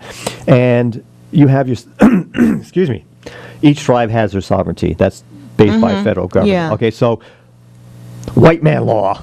I'm saying tongue in cheek. It really may or may not have an impact or affect what's going on. So here's my question. I've asked Clayton this, and I know what his answer is you have, for better choice of words, you have your own rules and regulations on each of each tribe. And I realize that there's corruptness and egos, no matter what race you are, no matter where you live in this world. So we all understand that. Yeah. So if a head of a council or the council as a whole are violating their own rules and change the rules in midstream, what recourse does have a member of that specific tribe have from a legal point of view? I mean, if our county board of supervisors broke state and federal laws, we would have legal recourse. What recourse would a member of a tribe that's being disenrolled would have? There is a recourse, but if I told you that recourse, then if I told you what the recourse is, what's happened in a lot of these disenrollments, they're supposed to go by their constitution to disenroll a tribal member, and a lot of them have not been doing that. Correct. So what they do, especially since they hear someone like me on the radio, they go in and they change the constitution. But can they do that on their own, or they have to have a vote of all the members?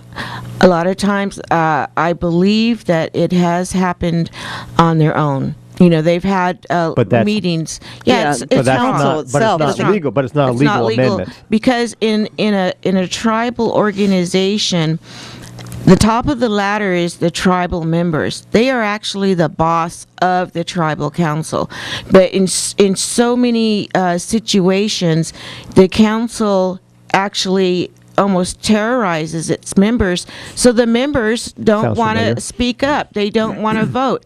And if they do vote or do stand up, then they get disenrolled. That's why they think they can get away with it. They see our own public officials doing the same thing. Right. But the point is, and I'm not asking you to tell me what it is, but there is legal recourse they can go through. Yes. There has to be. I mean, there is. There is. Yeah.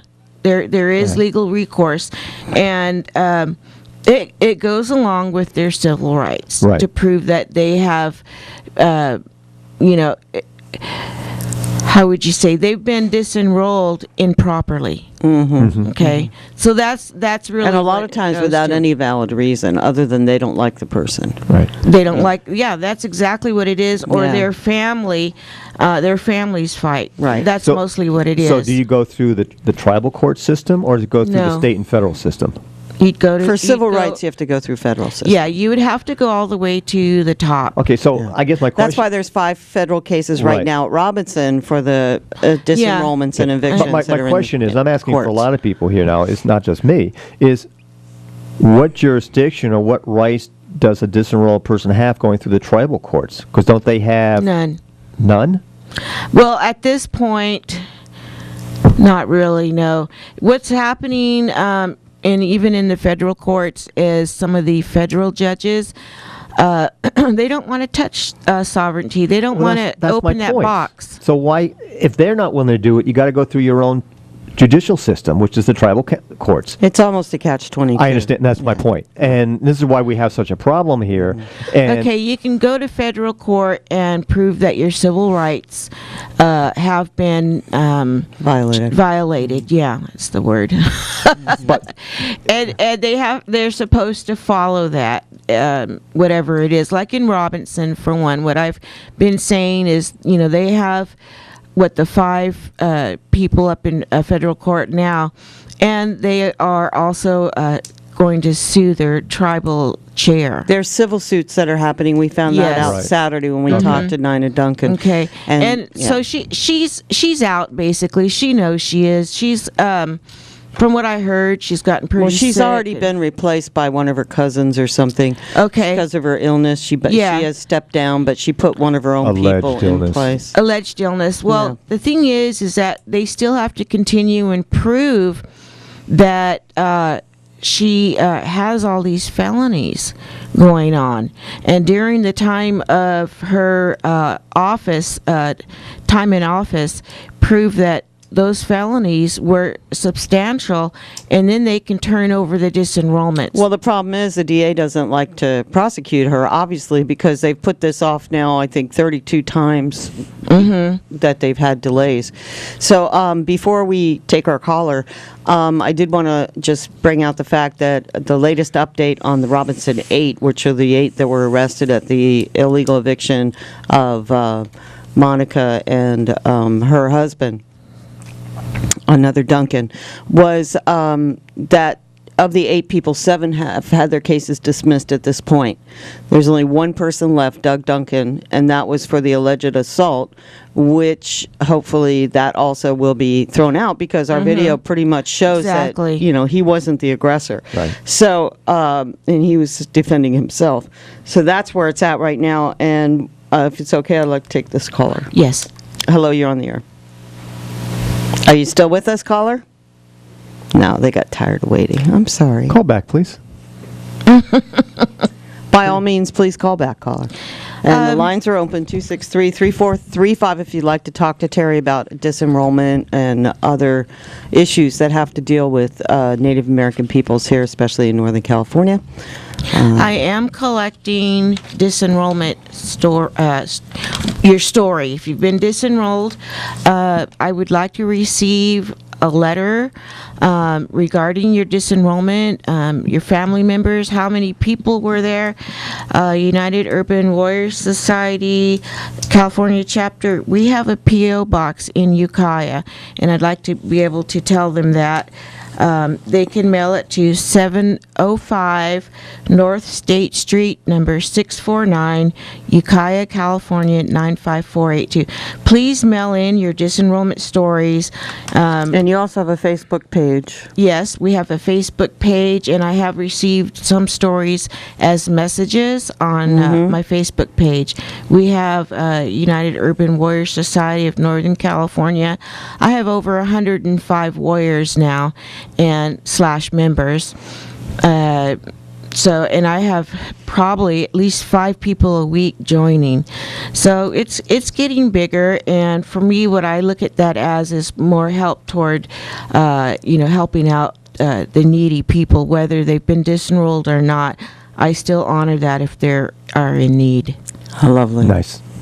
Yeah, well, we appreciate everything that you do, and that fact that you are raising awareness, especially for disenrollment and the type of crimes that are occurring on these rancherias, and it's just, and it's not just stuck in Northern California. This is a nationwide problem. It is, especially where there's gambling and. Yeah, it's like 12,000 people nationwide that have been disenrolled from their tribe. So 12,000. 12,000. Wow. Yeah, it's crazy. And where are those 12,000 people going? What kind of help are they getting? Because these casinos were set up to support their tribal members. If you're kicking them out, then, for one, your tribe is getting smaller.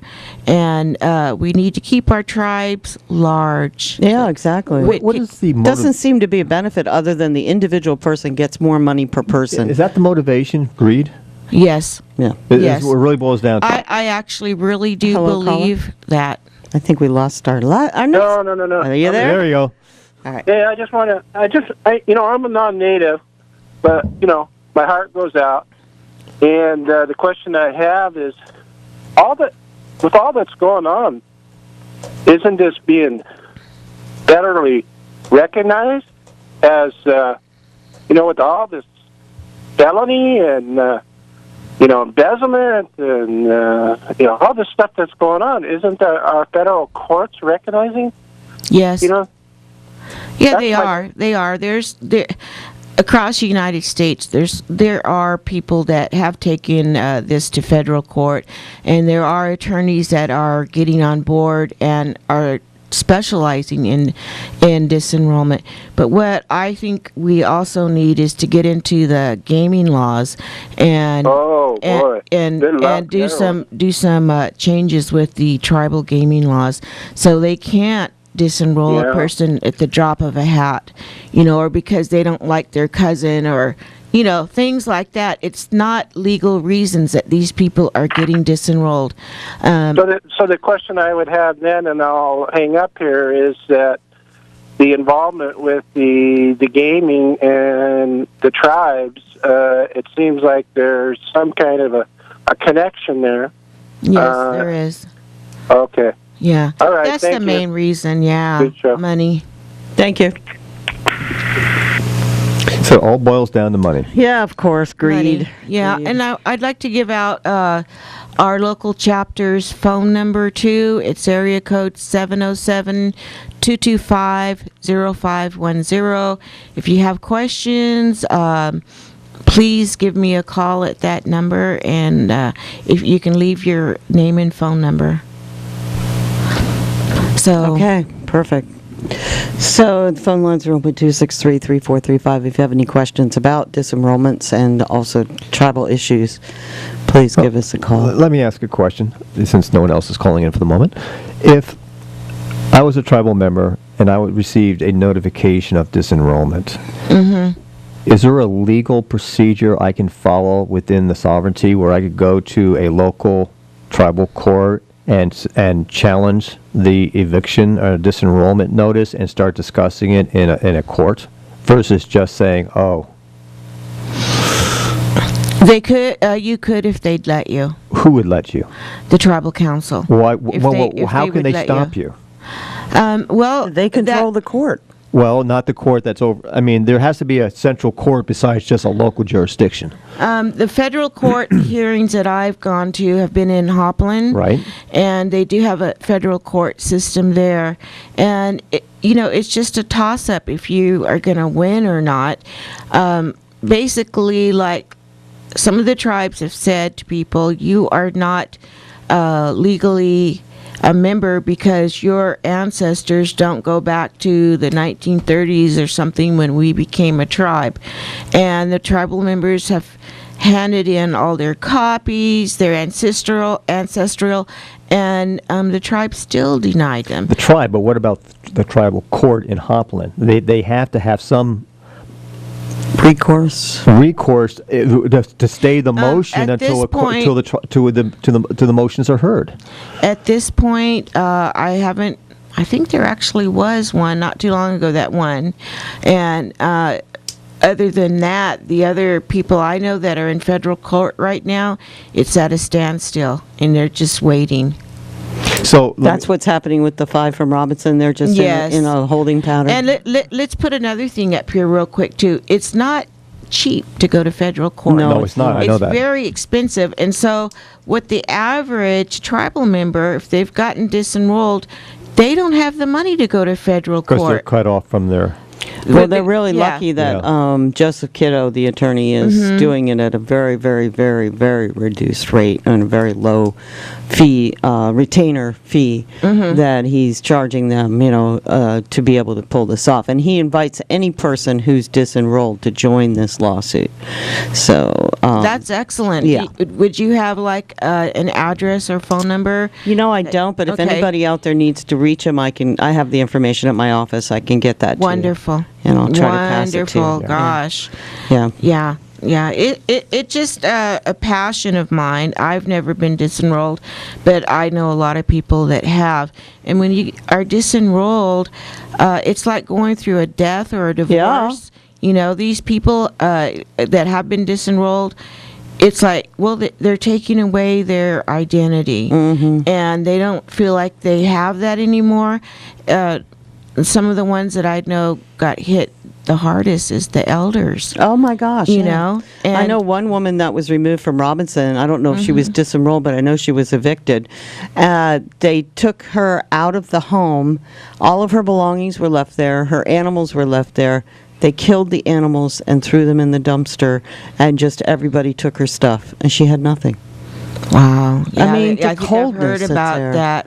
Unbelievable. Yeah. And they'll disenroll you on She the spot. died shortly after that. Oh, she did? Yeah, she did. Oh, my gosh. So- See, those are the kind of things that need to be put out on the air, and I'm really happy with the Grayton Rancheria because in good. building their casino, one of the first things they did, and they put it in the newspaper, that they would not be disenrolling their members. Excellent, excellent. And I just want to say, we need to keep our tribes large. Quit getting rid of your members. Right. And it's almost a harebrained idea to keep disenrolling people, and your tribes get smaller and smaller. Right. Well, what's going to happen? Your funding, your federal funding is going to get smaller and smaller Right. too, unless your casino is really making bank.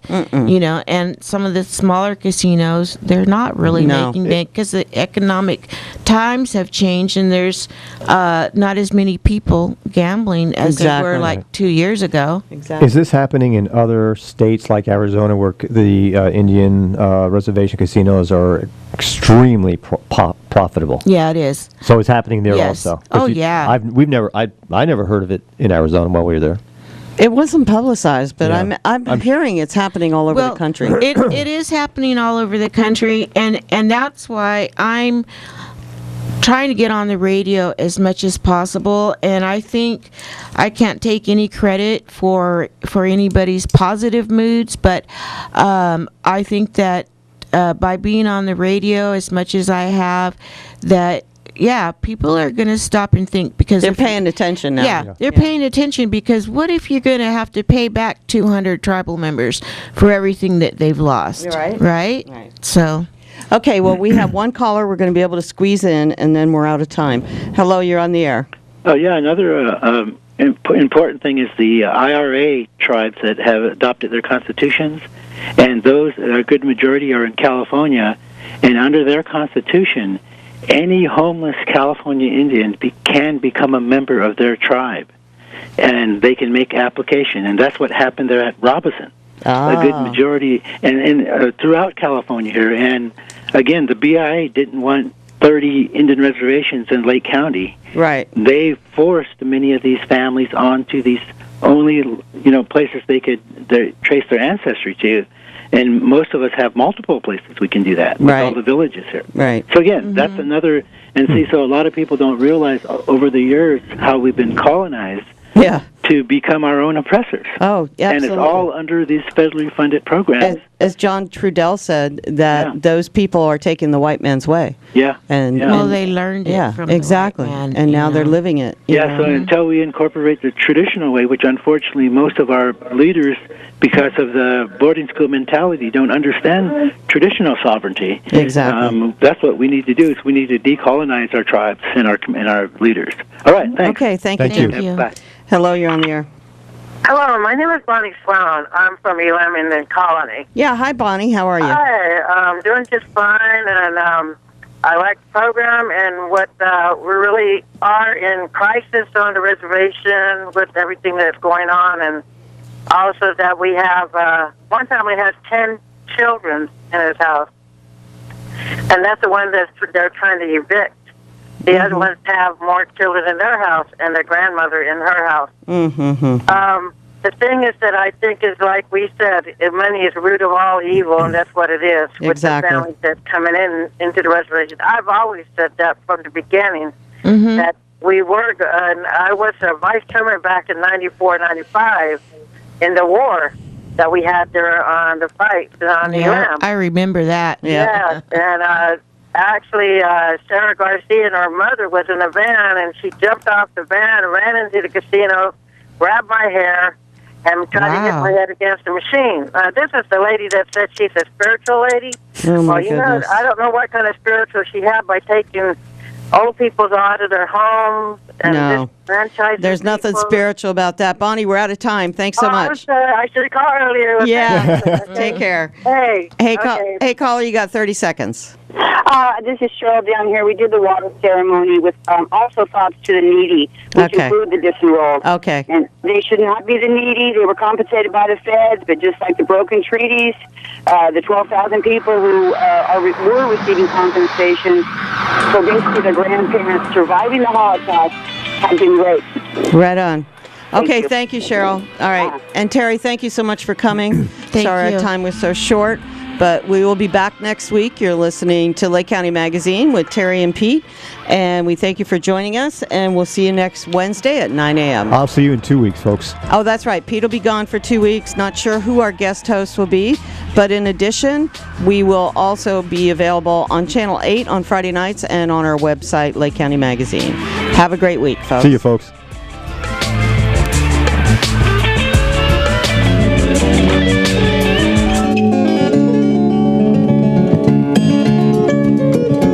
This is Folksy, and I'm Roz Larman. You're listening to KPFC 88.1 FM in Lakeport and all around the lake.